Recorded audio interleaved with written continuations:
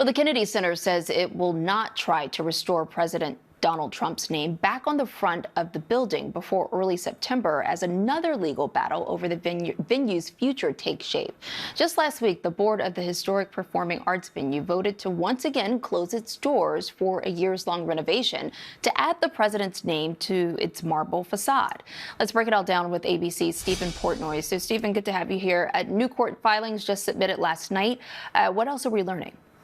Well, we learned more details, Morgan, about the board's votes last Thursday, not only to close the center for 2 years, but also to aim to add the president's name back to the building and its environs as many as 3 different ways.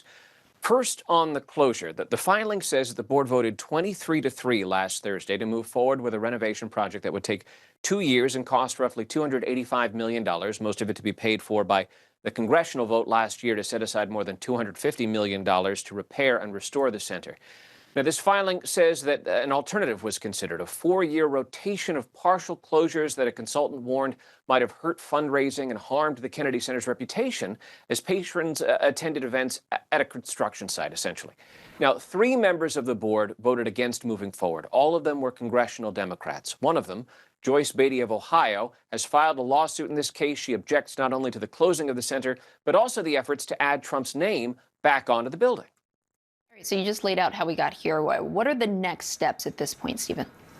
Well, Congresswoman Joyce Beatty has asked a federal judge who's been overseeing this case to step in now and prevent the Kennedy Center's management from putting the president's name back on the building in 2 different ways. One would credit the president with restoring and renovating the center.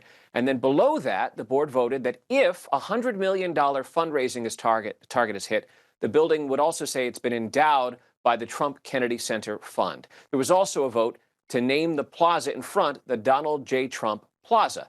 Joyce Beatty's attorneys want the judge to weigh in by September 8th. The Kennedy Center's management has said they'll wait until then before adding those words onto the building. Oh, and the tarp that is still covering the remnants of the prior removal of President Trump's name, that tarp is still up. And officials said it was because of reported panel damage and the need to do further work. And Joyce Beatty's attorneys say that doesn't make any sense. And they want the judge to get the Kennedy Center's management to explain why that tarp should not be ordered taken down. All right, and we'll see how all of this plays out. Our thanks to Steve Portnoy.